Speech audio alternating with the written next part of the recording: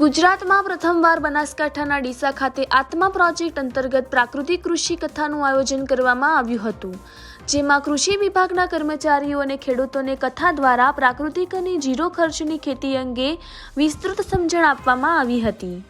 ગુજરાતના રાજ્યપાલ આચાર્ય દેવવ્રત દ્વારા પ્રાકૃતિક ખેતી માટે અભિયાન ચલાવવામાં આવી રહ્યું છે, જે અંતર્ગત ખેડૂતોને પ્રાકૃતિક ખેતી અંગે સંપૂર્ણ જાણકારી મળી રહે તે માટે આજે ગુજરાતમાં સૌપ્રથમવાર બનાસકાંઠામાં એગ્રીકલ્ચર ટેકનોલોજી મેનેજમેન્ટ એજન્સી આત્મા દ્વારા ડીસા ખાતે પ્રાકૃતિક ખેતી કથાનું આયોજન કરાયું હતું, જેનો મુખ્ય હેતુ ખેડૂતોને પ્રાકૃતિક ખેતી તરફ વાળવા અને જે ખેડૂતો અત્યારે પ્રાકૃતિક ખેતી કરી રહ્યા છે તેમને પણ સરકારની વિવિધ યોજનાઓથી માહિતગાર થાય અને તેઓ પણ અન્ય ખેડૂતોને પ્રાકૃતિક ખેતીથી થતા ફાયદાઓ અંગે સમજાવી શકે. 1 કલાકની પ્રાકૃતિક કૃષિ કથામાં પંડિતજી ગૌમૂત્રનું મહત્વ, દેશી ગાય છાણિયા ખાતરના મહત્વ સમજાવ્યું હતું. ખેતી વિભાગના કર્મચારીઓ ખેડૂતોને પ્રાકૃતિક ખેતી તરફ કઈ રીતે વાળી શકે, સમજણ આપી શકે તે માટે તાલીમ પણ આપવામાં આવી હતી. સાથે જિલ્લામાં સફળ પ્રાકૃતિક ખેતી કરતા ખેડૂતોનો આત્મવિશ્વાસ વધે અને પ્રોત્સાહિત થાય તે માટે સન્માનિત કરાયા હતા, જેમાં દાતા તાલુકાના ધાણા ગામની એક મહિલા ખેડૂત ભગીબેન ચૌધરીએ જણાવ્યું હતું કે તેઓ 50 વીઘા જમીનમાં પ્રાકૃતિક ખેતી કરી ઓછા ખર્ચે સારી આવક મેળવે છે. થોડાથી આયા પછી ખેતી પપૈયાની કરતા હતા તે પહેલા થોડું ઓછું મળતું, પછી સારું મળે, સરકાર સહારો આલે છે એ બાબતથી મને સારું મળે છે.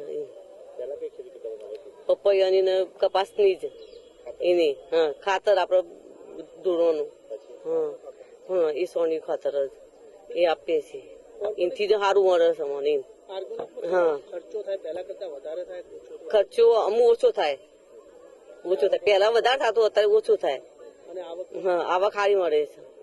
પ્રાકૃતિક કૃષિ કથામાં હાજરી આપવા આવેલા ડીસાના યુવા ધારાસભ્ય અને ખેડૂત પુત્ર પ્રવીણ માળીએ જણાવ્યું હતું કે પ્રાકૃતિક ખેતી તરફ ખેડૂતો વળે તે માટે સરકાર પણ સહાય આપી રહી છે અને બનાસકાંઠામાં અત્યારે 9000 જેટલા ખેડૂતો પ્રાકૃતિક ખેતી તરફ વળ્યા છે અને હજુ પણ વધુ ખેડૂતો પ્રાકૃતિક ખેતી તરફ વળે તે માટે સરકાર અને ખુદ ખેડૂત પણ પોતાની જમીનને સુધારવા પ્રયાસ કરી રહ્યા છે. પોતાના માટે કરે છે, એટલે આજે પ્રાકૃતિક ખેતી માટેની કથા યોજાઈ છે, એવી સર્વપ્રથમ ઘટના છે.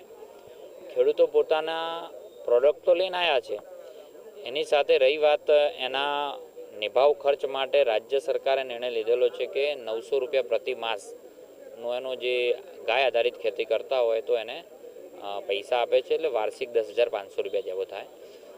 એની સાથે એને આવનારી પેઢીઓને આ જ ખેડૂત પ્રાકૃતિક ખેતી કરીને જગ્યા સુધારણા કરીને આપે છે. એટલે એ સૌથી મહત્ત્વની વાત છે કે આપણી જે જગ્યાઓ છે, જે ફોસ્ફરસનું લેયર જામી ગયું છે, એને તોડવાનું કામ પ્રાકૃતિક ખેતી દ્વારા થાય છે અને આવા ખેડૂતોને વંદન પણ કરીએ છીએ. અને અત્યાર સુધી બનાસકાંઠા જિલ્લામાં આત્મા પ્રોજેક્ટ દ્વારા 9,500થી વધુ ખેડૂતોને લાભ આપી ચૂક્યા છે.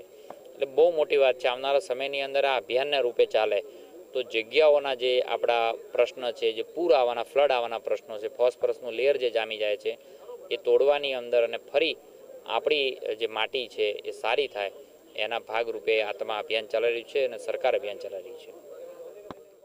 આજની આ પ્રાકૃતિક કૃષિ કથામાં ખેડૂતો પોતાના ખેતરમાં પકવેલ શાકભાજી, શેરડી, મધ, પપૈયા સહિતની ચીજવસ્તુઓનું પ્રદર્શન કરાયું હતું અને જે ખેડૂતો અને અધિકારીઓએ નિહાળીને ખેડૂતોની ધગશથી પ્રભાવિત થયા હતા. રિપોર્ટર રાજ ગજ્જર, બનાસકાંઠા.